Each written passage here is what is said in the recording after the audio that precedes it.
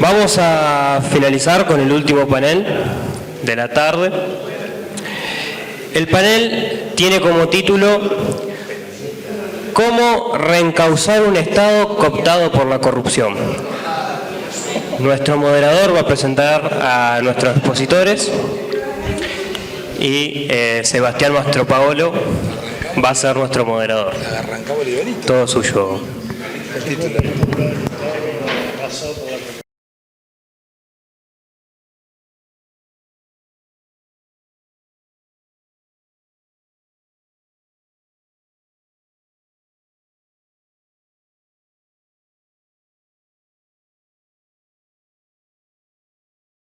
Buenas tardes. Bueno, primero muchas gracias por la invitación. Vamos a tratar de moderar un panel de personas que creo que disienten en un montón de cosas, así que va a ser muy entretenido. Con ese título que realmente creo que genera un montón de opiniones. Pero bueno, la verdad que un placer nuevamente estar acá, estar acompañado por el concejal Hugo Marcucci, por el candidato intendente que ganó su paso, su interna, el doctor Juan Pablo Poletti, y por la diputada provincial Bettina Florito. Así que, bueno, si les parece, no sé quién quiere iniciar con esta disertación. El doctor, la diputada. Bueno, vamos, Bettina, muchas gracias. Bueno, buenas tardes, ¿cómo están? Como dijo Sebastián, yo soy diputada provincial. El 10 de diciembre termino mi mandato y con mucha responsabilidad y compromiso he asumido allá en el 2019 esta banca en la Cámara de Diputados, y con mucha alegría. La verdad que fue para mí un gran aprendizaje. Se puede decir que yo soy un poquito nueva en la política, en comparado con Juan Pablo. Bueno, ya soy antigua, pero decirles que me siento muy orgullosa de que me hayan invitado a participar. Yo pertenezco a Encuentro Republicano Federal, que es el partido que a nivel nacional tenemos como líder a Miguel Ángel Pichetto. Así que para nosotros también es una responsabilidad hablar de corrupción. Miguel ha pasado por todos, estuvo con todos, diría él. Yo estuve con todos, pero estuve por Argentina, que creo que eso es lo que a mí más me enorgullece de él. Que muchos lo critican porque del kirchnerismo pasó junto por el cambio, pero lo hizo respetando sus convicciones, que me parece que es lo destacable, que él se siente que ahora está expresando sus ideas, expresando su pensamiento. Bueno, volviendo un poco al tema que nos convoca, que tiene que ver con el Estado y la corrupción. Y sí, claramente la corrupción en cualquier nivel, cualquier tipo de corrupción, sea un soborno, un fraude, la malversación de fondos, el lavado de dinero, todo hace que la mirada esté puesta y la crítica esté puesta en la política. La gente desprecia la política justamente por estos actos de corrupción. Pero yo no pienso que la política sea corrupta o que la mayoría de los políticos sean corruptos. No. Creo que somos más los que queremos cambiar, somos más los que estamos por vocación de servicio, porque creemos que realmente la política es la herramienta para producir un cambio. Pero bueno, es algo que vamos a tener que trabajar mucho y muy profundo, porque ya después del domingo las urnas hablaron y creo que la ciudadanía está muy enojada, ha comprado este mensaje de la casta política. La verdad que no lo comparto.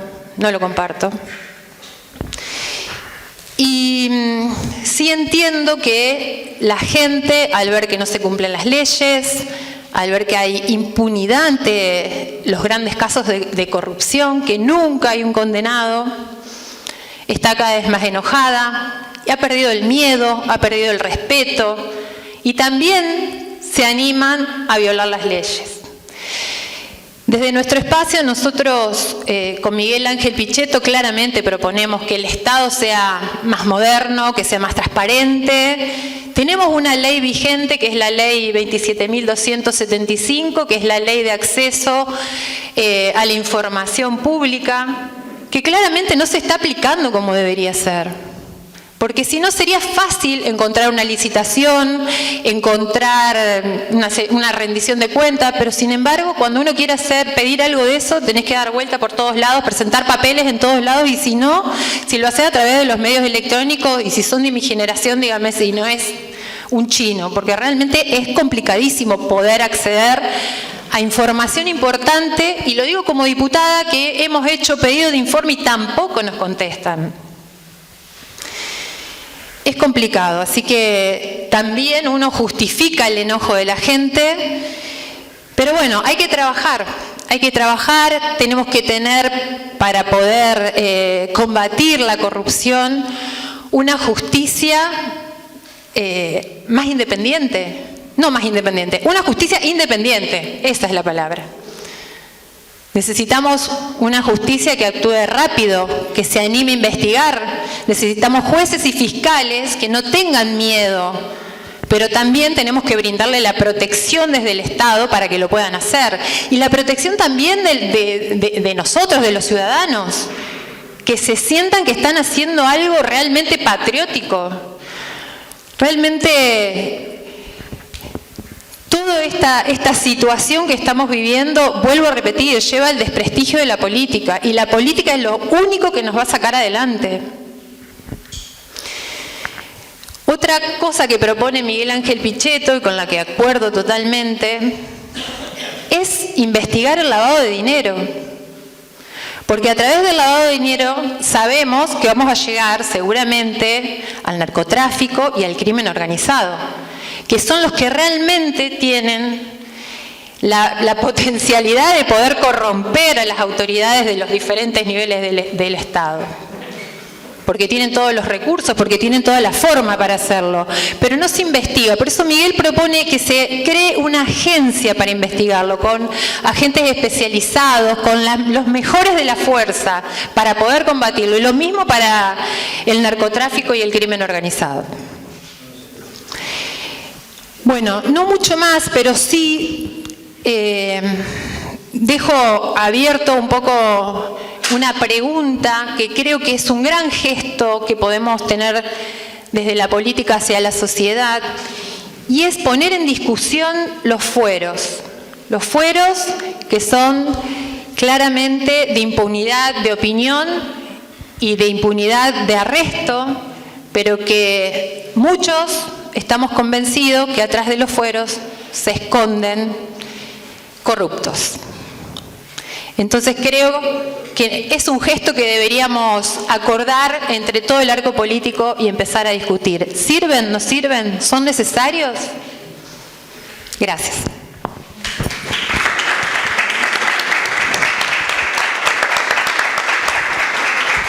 ¿Alguna pregunta? ¿Alguien quiere hacer algún comentario? Bueno. La provincia de Santa Fe no siguió la ley de transparencia. No. Es una de las pocas provincias que no siguió. La Cámara de Diputados ya sacó no sé cuántas medias sanciones para eso. No pasa del Senado. Pero desde que tenemos el Senado. Exactamente, acordamos. En la Cámara de Senadores se frenan muchas leyes. Por ejemplo, 8 veces, si no me equivoco, la presentó el diputado del PP. Real. Pero decidiéndolo por el término, pero son verdaderamente una casta. ¿Sí? Porque tienen que ofrecer secretarios, los gastos, tienen lo mismo que vos decís, que yo creo que está bien que no tengan fueros, que tengan fuero hasta el resultado de la primera instancia, y después que renuncien. Sí, pero no se puede ni siquiera investigar, no se lo puede llamar a declarar. La ficha limpia. Bueno, todo eso tiene todo un montón de preventas, que bueno, se puede utilizar en un sinónimo, que es la casta, pero hay un montón de preventas. Y la gente en eso se enoja. Bueno, hoy ficha limpia tenemos, por suerte. Yo te contesto en relación a lo que decís de tienen choferes, particularmente no lo tengo, es mi marido que está allá, que me lleva, me trae, me acompaña, sobre todo cuando recorro la provincia, pero por eso digo, no somos todos. No, pero caemos todos en la volteada. Y digo, me parece que hay que saber, por eso es necesario investigar, por eso es necesario tener una justicia fortalecida y una justicia independiente y que no tenga miedo a investigar. ¿Y los fondos que tienen para repartir mensualmente? No rinden cuenta, ¿no? El senador no está obligado a decir a quién le da la plata. Sí, se rinde cuenta, nosotros... Un millonario que no se rinde cuenta. Creo que el Senado de Santa Fe, honestamente, es una caca y es una vergüenza. Tenemos una gran oportunidad de cambiarlo. Primero, buenas tardes, un gusto estar acá, agradecer al Club del Orden, a Carlos Caballero Martín por la invitación a participar al panel que se está poniendo lindo. Hay una frase, bueno, venimos de elecciones el domingo, así que algo Betina decía, yo coincido, hay mensajes que hay que saber leerlos. Había una frase, se decía como una frase popular, que los pueblos tienen el gobierno que se merecen. Parecía dura esa frase. Alguna lo replanteó, Andrés Malraux dice, tiene los pueblos que se le parecen. Eso suena un poco mejor. Y evidentemente yo creo que ha madurado la sociedad argentina y ese roban pero hacen cada vez está en menores sectores de la sociedad. Me parece que hay un gran avance y una gran demanda por transparencia, por ética, por honestidad.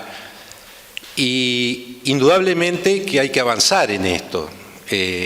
No creo, y estoy absolutamente convencido, que los niveles de corrupción de una sociedad, los niveles de falta de transparencia, los niveles de intereses que son intereses que cooptan el Estado, la falta de calidad institucional hace que esos países que tienen estas características de baja calidad institucional son países que tienen menor bienestar, menor calidad de desarrollo, menor niveles de inclusión. Si no, uno puede ver y comparar los países con alta calidad institucional con los que no lo tienen, y ahí vamos a encontrar el porqué, además de las razones éticas y morales profundas en las que creemos, que también una sociedad más ética y más moral es una sociedad que progresa mejor.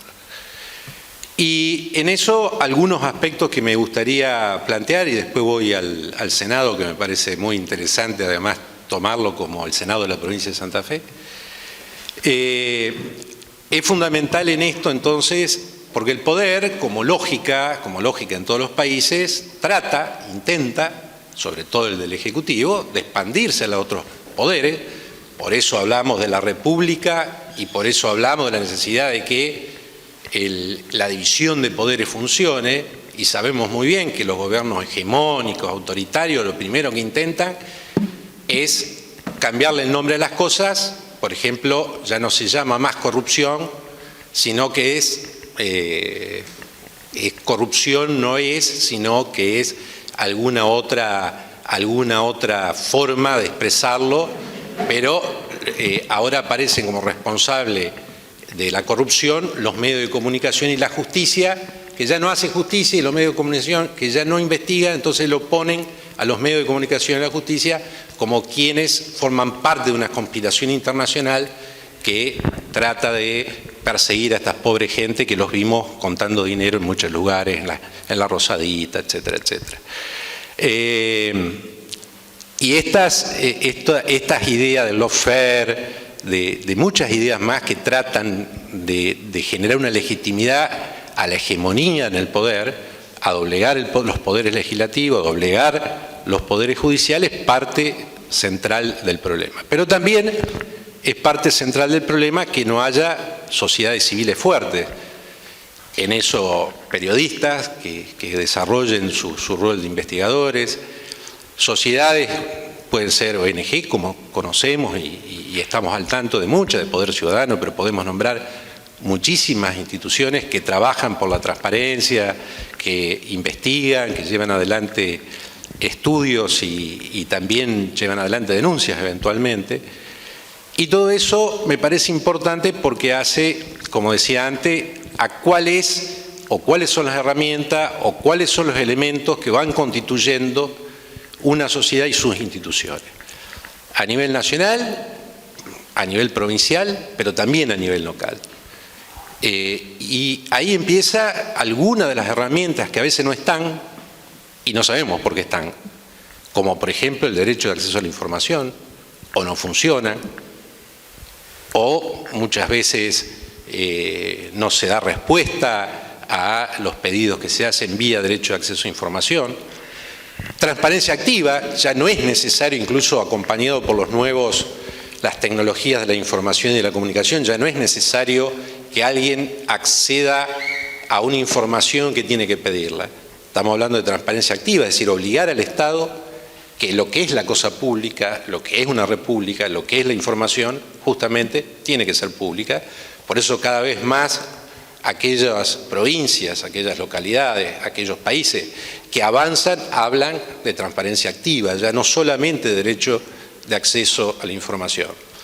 Una ley de ética pública es fundamental. Declaraciones juradas, evolución de patrimonios, conflictos de interés para que alguien no esté en los dos lados del mostrador, incompatibilidades, y esto también forma parte de lo que debería constituir herramientas básicas en una idea tal vez más amplia de gobierno abierto, donde hay más transparencia, hay más rendición de cuentas, hay más también participación ciudadana. Y en esto también esa calidad de las instituciones es importante. Los tribunales de cuentas también son fundamentales. Cuando asumió el gobernador Wiener, había concurso de tribunales de cuentas. El gobierno que vino después anuló ese decreto y empezó de nuevo con una forma de designarlo que diría, pongámosle algún término, política. Y esas instituciones que deberían funcionar independientemente y autónomamente, como es, por ejemplo, las oficinas anticorrupción, ¿no? La oficina anticorrupción actual del Gobierno Nacional no existe porque, bueno, han puesto ahí a alguien que no solamente no profundizó las investigaciones que tenía que hacerlo, sino que desestimó también las que tenía que hacer.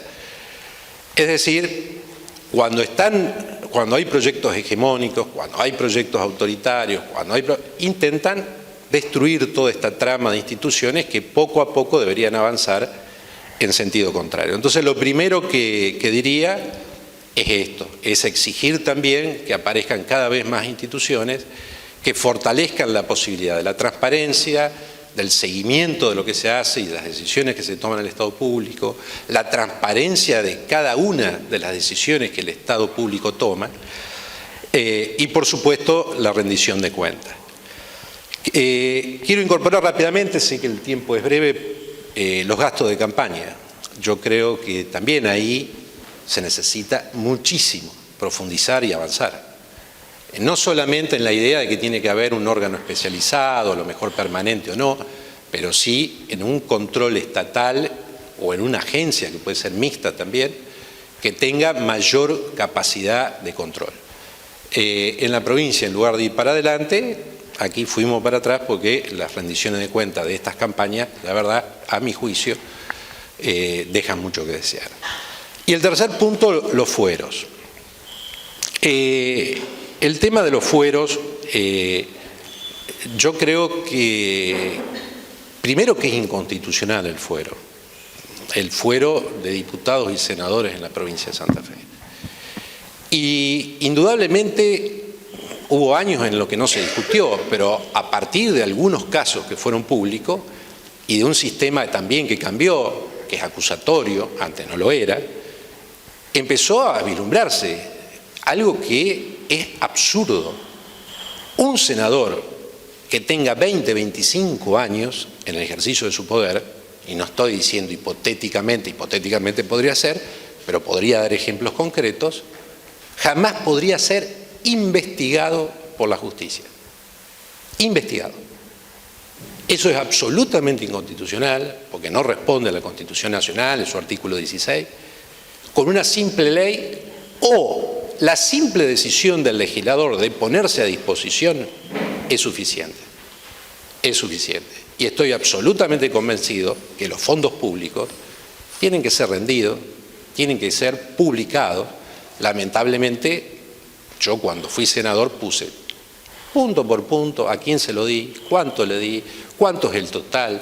Bueno, eso hoy había avanzado un poquito más y hoy ya aparece más difuso, aparece un lote largo de todos los senadores, con lo cual uno tiene que buscar entre 800, que es lo que hace cada senador. Es decir, nuevamente, esto que tiene el poder, si no es controlado, si no hay reformas que son permanentes, vuelve a la opacidad. El poder busca la opacidad, busca la concentración y busca, ¿no?, cooptar los distintos órganos que obstruyen o aquellos órganos que los controlan.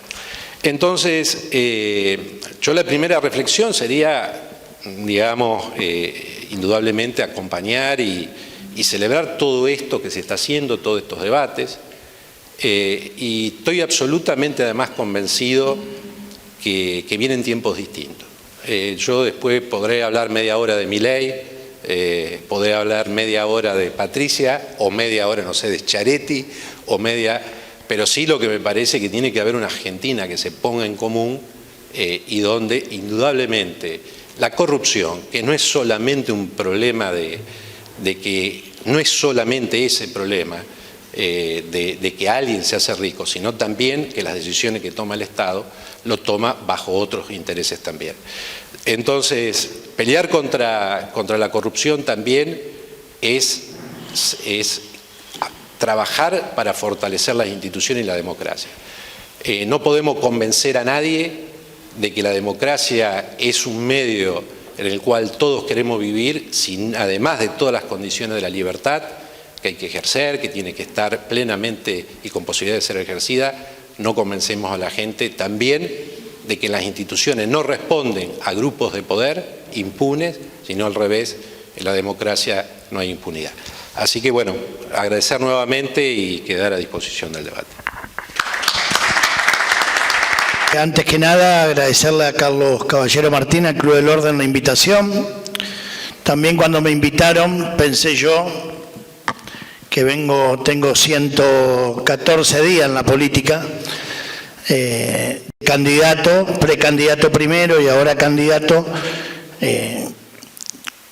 ¿Qué voy a contar? ¿De qué voy a hablar si yo todavía no empecé? Pero yo creo que ya hacía política desde los 9 años de director en el hospital público, con un presupuesto gigante, con muchísimos proveedores, y donde realmente ahí se ve lo que yo llamo la cultura de la corrupción, cómo lo tenemos en la sociedad, qué entendemos por corrupción, que siempre miramos para otro lado y nunca nos miramos el ombligo.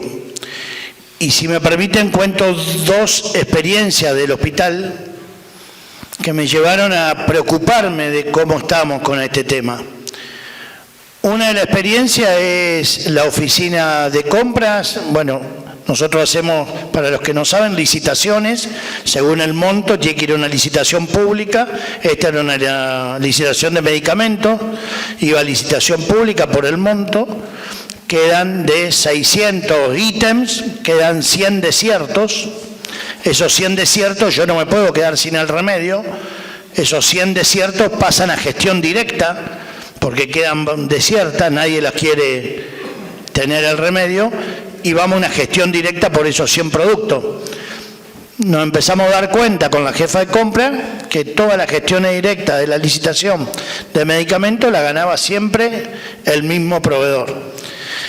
Y la ganaba, si decíamos hasta las 11 había tiempo de mandar por mail los precios, 10.59, siempre sí, el ítem 1 costaba 100 pesos, a a las 10:59 costaba 98.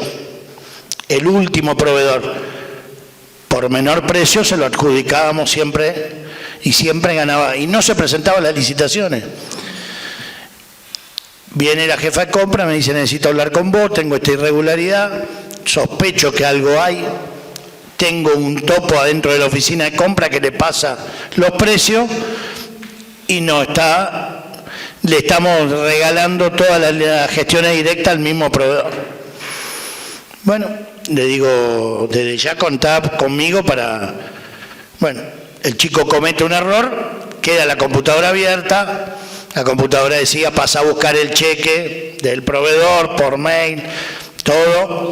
Los viernes pasaba a buscar el cheque, me voy al MPA y hago la denuncia penal como Juan Pablo Poletti, porque yo ahí me enteré que tampoco se puede hacer como Hospital Cuyen, hay que hacerlo como persona, con mi DNI, mi dirección, mi domicilio. Bueno, empieza la investigación, la voy a hacer corta, le demuestran que realmente había, pero no podíamos. Al chico se le inició sumario y terminó expulsado del hospital, ¿no? Se hizo sumario administrativo y termina, lo echamos. Pero yo quería ir sobre el empresario, porque digo, cuando hay corrupción, no hay una persona, no es únicamente el que recibe, el que da es tan corrupto como el que recibe. Y posiblemente con más poder que el que recibe. Tiene una injerencia de poder sobre un empleado de X cantidad de peso en un sueldo, que cualquier moneda que le ofrezcan, al empleado lo tenés. Yo quería ir, yo estaba con el Ministerio Público de la Acusación, quería ir por el empresario, me dijeron, mirá qué pesado, yo quiero ir. Y ahí digo, no pudimos hacerle nada, porque nunca fue no sé la palabra... técnica, pero no fue una estafa al Estado, porque me hizo comprar más barato. Nunca me hizo pagar sobreprecio. Él siempre me hizo comprar 2 pesos más barato del último precio. Entonces nunca me estafó. Al contrario, le tendría que estar agradecido porque me hizo pagar a 98 pesos en lugar de 100. Lo cuento como anécdota de decir, el empresario salió absuelto, el empleado fue expulsado. Y el empresario habrá ido a corromper por otro lado. Y el segundo episodio me dio más la sensación de la cultura de la corrupción. Cuento mi experiencia del hospital público. Me llega un sobre cerrado, anónimo, por abajo de la puerta de la dirección.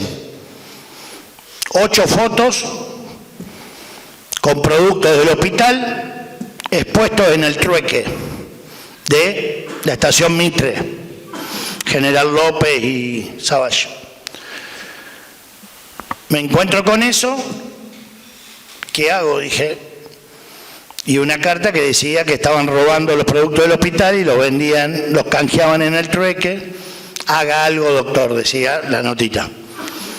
Con recorte para que no se entienda la letra, lo que hacen todas las denuncias anónimas. Lo hablo a alguien que tengo cercano a la justicia, digamos, y le digo, che, me orientá, tengo esto, me llegó este sobre, y me dice, mirá, vos sos funcionario público, si no haces nada y llega a saltar algo, sos cómplice. Si hace algo, te queda hacer la denuncia. Andá con esto y denunciá. Otra denuncia individual. Fiscalía me pide todos los productos que se veían en la foto, tenían que coincidir lote, tenía que coincidir si yo tenía la factura con la compra, si el lote era el mismo, lo había comprado el hospital, tuvimos que revisar todas las gestiones hospitalarias, la encontramos, le allanan la casa, le encuentran productos hospitalarios con la misma compra que yo había demostrado que lo había comprado el hospital en su domicilio. Era una enfermera y me habla el fiscal y me dice, mirá, vamos a hacer una llamada de atención, me dice, vamos a hacer algo enérgico para que todo el hospital se entere que no hay que robar, que adentro del hospital no se roba y que vos tenés esta conducta. Sí, dale. Bueno, la fueron a buscar a terapia intensiva, la enfermera estaba de turno, se la llevaron esposada de terapia, se revolucionó el hospital. Cuando yo quise entrar al hospital otro día me putearon de donde caminé, delincuente, hijo de... Los empleados dicen, no está presa Cristina y a alguien que tiene hambre vos la querés meter presa. Me dice, esto no se hace, con los empleados no se metan. Y mi concepto era, si 2.000 empleados me hacen la compra del súper, ella lo canjeaba, de verdad que era por necesidad. Canjeaba por lata de tomate, por fideo, por azúcar.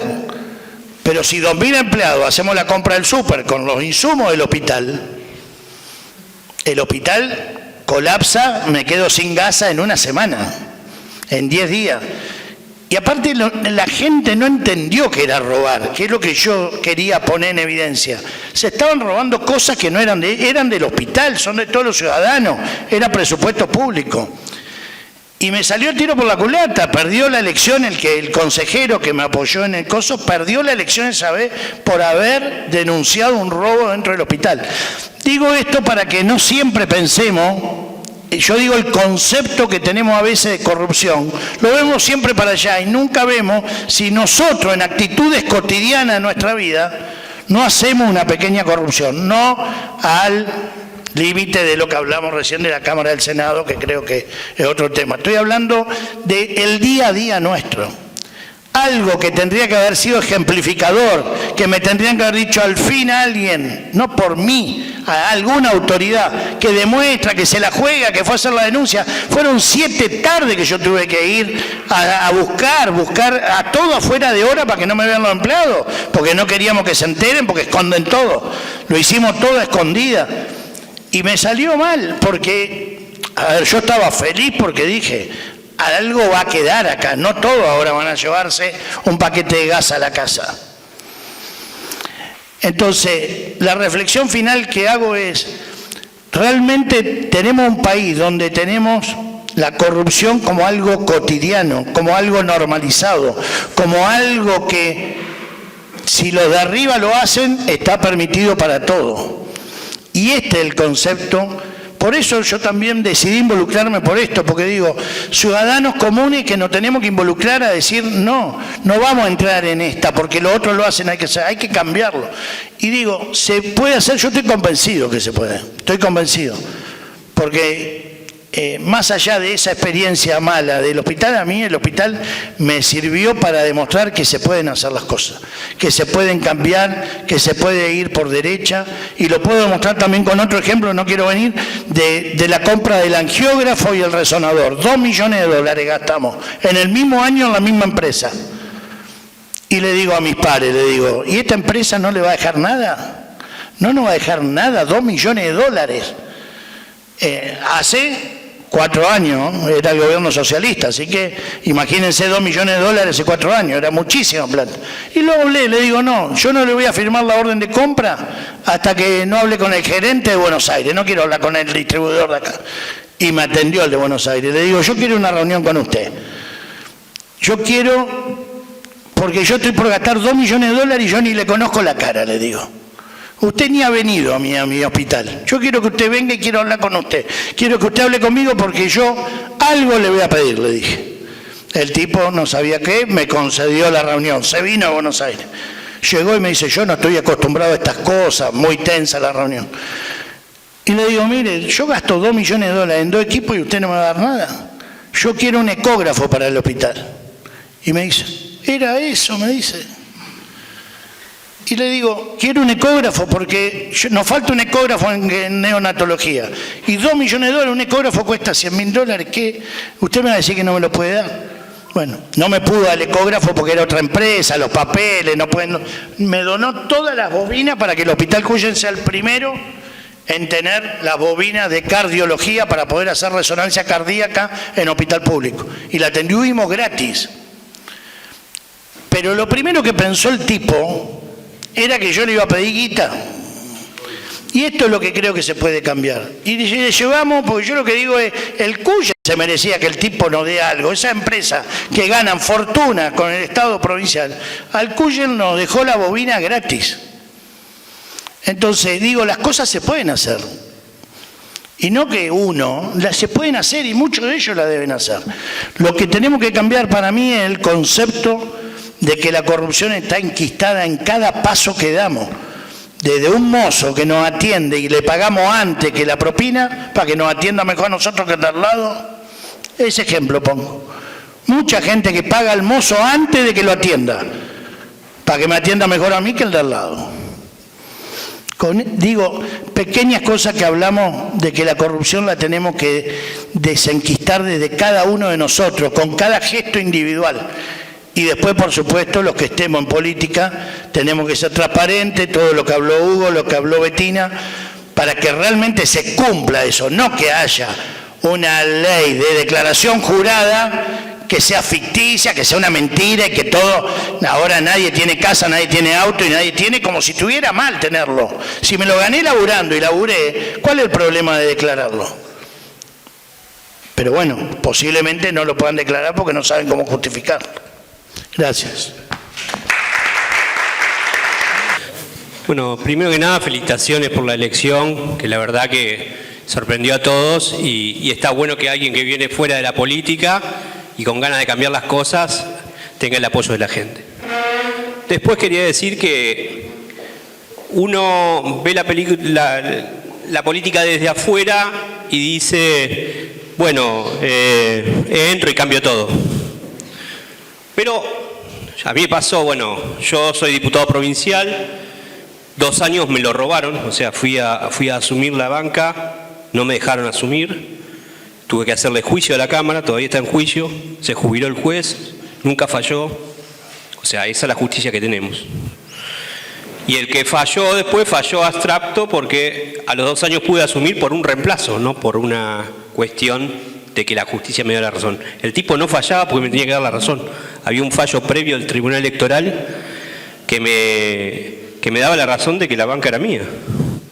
Pero bueno, pasando eso, ya en gestión, empecé a presentar iniciativas. También presenté, esos 2 años que estuve sin cobrar, sin nada, también presenté proyectos. Dentro de todo, bueno, trabajé por ficha limpia, que logramos aprobarla, que todavía en Nación no se aprueba porque hay una resistencia del kirchnerismo. Y después presenté algunas otras iniciativas como narcotés para los 3 poderes y para la policía. No me acompañó un solo diputado, Walter Gianni me acompañó. Después me manifesté contra los fueros, hice una manifestación y además puse un cartel en cada junta de asamblea donde se juntan las 2 cámaras diciendo soy decente, no necesito fueros. Después hice copia para todos, para los 70, digo, entre los 50 diputados más los senadores. Bueno, las tengo ahí en el auto, las copias para que pongan todos. Después presenté dedicación exclusiva. Nosotros tenemos un muy buen sueldo, demasiado te diría. Y hay gente que trabaja de los 2 lados, y si trabajás del lado público y el privado, primero que puede haber conflicto, y segundo que una de las 2 la haces mal. Y después también presenté, bueno, la ley de ética pública se aprobó en, si no me acuerdo mal, 2011. No existe la ley de ética pública en la provincia, es mentira. Nunca se reglamentó, o sea, existe la ley, pero se descartó. Entonces pido la reglamentación de la ley. Bueno, duerme ahí con el mismo proyecto de narcotés y el de dedicación exclusiva. O sea, el poder político trata de evitar autorregularse o autolimitarse. Esa es mi experiencia en la legislatura. Y también viendo cómo trabaja el gobierno ejecutivo, como decía mi compañera de banca, no te responden un pedido de informe, 1 de 20 te contestan. Y creo que también lo bueno, la única esperanza que tengo es la gente, o sea, y también el cambio digital, o sea, el cambio digital permite exponer situaciones que antes no eran públicas y permite que la gente haga suyo un reclamo y lo pueda masificar directamente en sus redes o con Change.org otras aplicaciones. Así que festejo este ámbito de discusión. Creo que hay que tratar de eliminar la hipocresía de la política y los invito a todos a meterse en política, que no quiere decir ser candidato, quiere decir participar como ciudadano activamente defendiendo la cosa pública que es de todos nosotros. Gracias.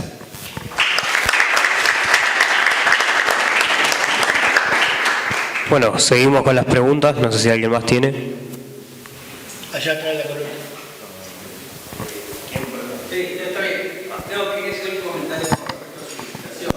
Es una forma de Estado que cuando hay presentación, antecedentes, precios. No se hablan los precios, se hablan solamente los antecedentes, que así uno evita el problema que usted tuvo. Eso se hace solo, no conozco bien las recomendaciones municipales, pero seguramente se puede hacer. Y evita cualquier manejo de situaciones no deseadas. Eso sí, los precios tienen que estar controlados. Por los antecedentes puede ser fantástico y así después tener los precios. Es lo que quita muchas veces, tanto en la administración pública como privada. Uno se quita por los precios. Para eso está el reflector eso. Si no mira los precios, le adjudica el que más cree usted que está en condiciones de brindarle lo que es. Después el único tema ahí es explicarlo al Tribunal de Cuentas. No, existe ese tema. No, sí existe. Pero nosotros, digamos, yo con la pandemia tuvimos que hasta guardar recorte. Claro, es otra cosa. La pandemia es otra cosa porque hay otras. Bueno, acá teníamos otra pregunta más. Mi pregunta iba referida a lo que mencionó el concejal Hugo Marcucci, cuando él planteó, digamos, la idea de crear una institución que garantice, digamos, la transparencia en los organismos públicos del Estado. Yo creo que lo que, más allá de eso, de crear una institución, que para mí me parece una buena iniciativa, pero realmente no creo que garantice realmente la transparencia del Estado. Puede ser un cuerpo auditor que vaya siguiendo todas las cuestiones, pero creo que rescato lo que planteaba hoy el empresario de Dupont, me parece, que hablaba de cómo trabajar la integridad de las personas, y al trabajar la integridad de las personas, que sean personas íntegras, digamos, las que estén en la función pública, reduciría muchísimo más costos que estar creando una institución. Más que nada por el resultado de las elecciones del domingo, que realmente fue un llamado de atención hacia toda a la clase política que hoy está, digamos, gobernando.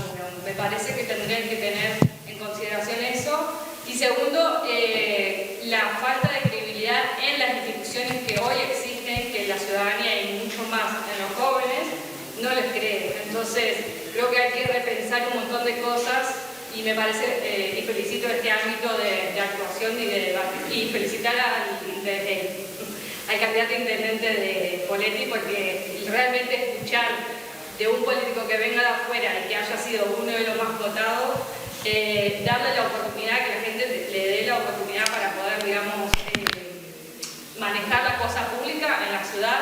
Realmente creo que no es casualidad que usted vaya a estar, digamos, de ese lado. Muchas gracias. La idea es que haya un sistema, ¿no?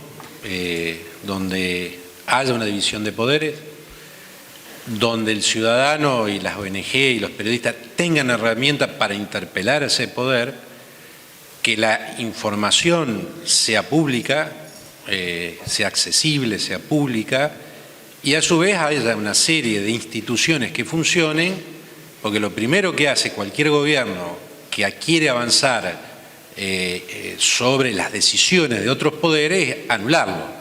La AGN, la Auditoría General de la Nación, bueno, ponemos un amigo. Tribunal de Cuentas, ponemos los amigotes. Vamos a ver la peña del domingo, del sábado, del jueves, ponemos la muchachada. Es así. Y no estoy diciendo, digo, revisemos la historia, si quieren, de esta provincia. Que mucha gente a lo mejor ha sido intachable, ha sido bien, etcétera, etcétera, pero generalmente se tendió por mucho tiempo a cooptar para que nadie me investigue. O no responder, como decía recién el diputado, los pedidos de informe. O lo de ficha limpia, que está funcionando, que hubo que bajar a varios candidatos que andaban con problemas en la presentación de lista, y eso es muy bueno. Pero a nivel nacional, no. porque ficha limpia pareciera que sea una herramienta de perversos que quieren que los corruptos no sean candidatos. Derecho de acceso a la información, ley de ética. La ley de ética no ha sido reglamentada, del 2011. Declaraciones juradas que se presentan en la escribanía de gobierno, pero nada más. Senadores que no muestran a quién le dan los subsidios, es plata pública. A mí se me caería la cara de vergüenza no hacer público lo que yo le entrego a las instituciones. Entonces, todo eso funciona como un sistema. Y obviamente, como decís vos, tiene que haber una sociedad madura que exija eso. No solamente, yo digo, hay razones de ética y de moral, sino que un país que no logra ser creíble, que no logra, un país corrupto, ¿vos vas a invertir en un país corrupto? Donde sabés que porque ponés plata ganás una licitación, o porque ponés plata tenés los funcionarios que te acomodan y te compran a vos y no le compran a otro. Bueno, esto es así. En esto reconozcamos que los yanquis son bastante más estrictos que los europeos, ¿no? Agrego algo a lo que decía Hugo recién. Senadores que, como decía el ministro Irak, tienen otra ocupación laboral y que no la dejaron, con el argumento de que tienen que sostener a las familias de ese vínculo laboral, y que además el senador que fue contratado por una provincia, por una ciudad, para una lista provincial. O sea que actuó siendo senador, contratado por Sí, una contratación directa fue. Sí, la diputada Florito hizo un informe de investigación que nunca fue comentado sobre eso.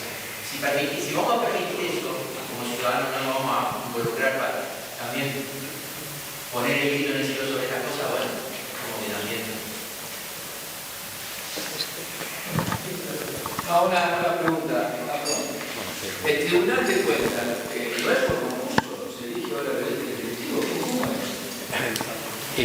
Hay cualquier cosa. Bien, no, los nomina el Poder Ejecutivo, puede el Ejecutivo por decisión propia autolimitarse. En su momento, en lugar de mandar los pliegos al Legislativo, que es el que los vota, la Asamblea Legislativa, se autolimitaba hacia un concurso, los que ganaban el concurso eran los que mandaban. Pero ahora los designa y los vota la legislatura. No se modificó, es decir, el sistema es constitucional, es el Ejecutivo el que manda los pliegos, es la Asamblea la que los aprueba. Puede, como hizo Wiener, yo lo pongo siempre como ejemplo, autolimitarse. Decir, bueno, hagamos concurso. Los mejores, vayan. Hay un concurso con jurado, ¿verdad?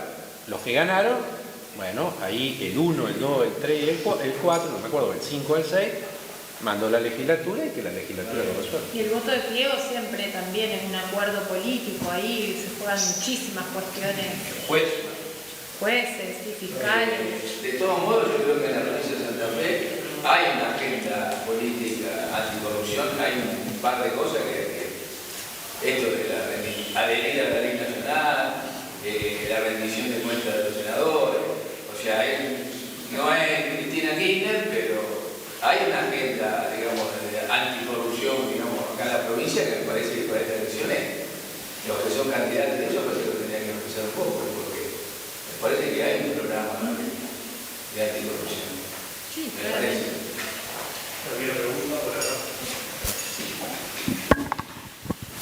Buenas tardes. Adhiero totalmente, doctor Poletti, a lo que usted señalaba con respecto a que la corrupción está enquistada en nuestra sociedad. Y lo que ha expuesto este panel un poco alude a ver cómo podemos curar esta enfermedad que afecta a nuestra Argentina. A mí me parece importante la prevención, y eso usted lo sabe muy bien, doctor. Entonces, aludo a la necesidad de rever la educación en la Argentina. Y no solamente la educación escolar, sino también la educación, acá hay varios hombres de medios de comunicación, a través de los medios de comunicación. Yo hace más de 30 años que trabajo en educación y he visto cómo se ha vaciado de contenido la enseñanza, cómo se ha impuesto la ideología y todo aquello que hacia la prevención, como es la formación patriótica, la formación moral, la formación religiosa, está totalmente ausente. Es más, hasta se impide muchas veces tocar esos temas.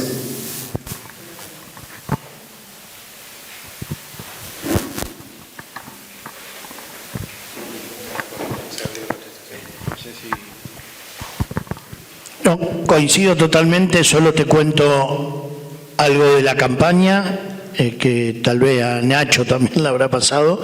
Visitando escuelas es realmente preocupante cómo docentes te dicen que con esta nueva disposición de pase libre están llegando chicos a primer año sin leer y escribir. Entonces me parece que la educación desde ya que tiene que ser un pilar y un cambio, hay que cambiar el formato, no podemos que chicos que no aprueben sigan pasando de grado irrestrictamente sin ningún tipo de control en base a un programa que nadie entiende, porque con los docentes que hablé nadie está de acuerdo, pero está vigente y esto es lo que preocupa, así que sí, coincido totalmente. Bueno, ¿alguien más? ¿Alguna otra pregunta? Simplemente quiero ampliar una cosa que sinceramente me causó mucho dolor, su pertenencia al Colegio Nacional y con la ¿Quiere pasarlo por eso le escucho? Ahora es institución de contención y no de educación. No puede ser que las instituciones educativas sean de contención. Tiene que ser de formación. Me puse realmente a llorar. Que no puede ser que era un colegio nacional testimonial, era un ¿cómo se llama? El instituto de... Sí, era emblemático el colegio, era de lo más importante. Bueno, hoy ese es un tema que nosotros también lo venimos planteando en la Cámara de Diputados, que sobre todo la educación vuelva a ocupar el lugar y el rol que le corresponde justamente en la enseñanza y aprendizaje de diferentes contenidos, el fortalecer los valores morales, que es lo que señalaba el señor, que justamente es lo que estamos perdiendo. Pero bueno, me parece que, vuelvo a insistir, tenemos una gran oportunidad. Tenemos que apostar a un cambio profundo. Y este cambio tiene que ser con más educación, con más valores, con más familia, como siempre decimos. Yo creo que todos acá estamos de acuerdo, pero tenemos que salir y transmitirlo también, no que quede acá. Porque estos ámbitos son geniales, pero yo a veces siento, lo digo con mucho respeto, que nos estamos hablando entre los que pensamos lo mismo. Necesitamos contagiar al resto. El aprendizaje es por modelo muchas veces. Entonces, bueno, seamos modelos de esta sociedad. El aprendizaje también puede tener objetivos. O sea, si vos decís que el segundo grado, el chico tiene que saber escribir, tiene que saber escribir. Acá ya está, que lo dijo la semana pasada, que yo la inspectora, una maestra amiga mía, la recagaron a pedo porque iba a ser repetido a los chicos y la obligan a que lo hagan. Eso está pasando hoy en la provincia de Santa Fe. No, está pasando en toda la Argentina. Y ustedes como diputados deben pedir una interpelación a la ministra. La pedimos. La pedimos, bueno, no vino. Perfecto. No vino, ¿Qué tienen en la cabeza? O sea, la famosa contención es de cuarta ya. ¿Viste? Hemos caído en una decadencia ya que es impresionante. ¿Por qué un pibe segundo o tercero no puede saber escribir? Porque es pobre. No tiene que ver. No tiene nada que Tiene que ver. ver con el método de enseñanza, con lo que realmente se apunta en la escuela. Nivelan para abajo. Además, Porque por otro lado, Es más pobre, más necesita la herramienta de la escuela. por otro lado me sorprendí gratamente en una escuela de barrio Acería, gratamente, los chicos querían una charla de cuarto y quinto año y estaban en inglés y en francés. Escuela pública de barrio Acería. Entonces, por un lado queremos igualar para arriba y por otro lado caemos en la decadencia. De que no repitan, o que no les podamos enseñar, o que no tengan un suplemento educativo para poder pasar. Pero lo que no puede pasar es sin aprender. Pero es la bajada de nación, o sea, primero, nosotros presentamos una queja, digamos, un pedido de informe y demás, que reviertan esa resolución, apenas terminó la pandemia, y usaron la pandemia como excusa para hacernos pasar. Si les parece, una última consulta, por favor, y vamos cerrando porque se nos acaba el tiempo. Hola. Sí, mire, mi profesión ha sido siempre la docencia y hace mucho tiempo que estoy en la Asociación Conciencia y muy preocupada cuando se habla de los valores y de la educación y hay una confusión en general. La escuela tiene como única meta el aprendizaje y la formación del niño, porque la escuela de valores y de educación es la familia, que es lo que se ha ido rompiendo permanentemente. Eso es lo que quiero acotar nada más. Pero a veces cuando la familia está conocida, una docente termina siendo el modelo, la madre, la cooperativa, la docente. No, estoy de acuerdo, sí, porque estoy de acuerdo con lo que decía el señor. La escuela no puede ser un lugar de contención, que si tenés todos los problemas caen en la escuela. Eso ya lo sabemos y sabemos que la docente está dispuesta, tiene la voluntad de contener a los chicos. Pero la verdadera función de la escuela es la enseñanza-aprendizaje. Tiene toda la razón la señora. Solo agregar que coincido con que voy pensando en lo que dijo Verina, en cuanto a que es cierto que estos temas los tratamos entre nosotros, todos los que estamos aquí, de algún modo estamos involucrados en la temática, nos preocupa. ¿Cómo llegamos a la sociedad? Ese es el tema. Bueno, muchas gracias. Para darle un cierre, la verdad que les agradezco a todos los disertantes, a todos los participantes. Gracias por la invitación nuevamente, se dio un buen debate, pero tenemos también otras actividades posteriores, así que les agradecemos mucho. Muchas gracias.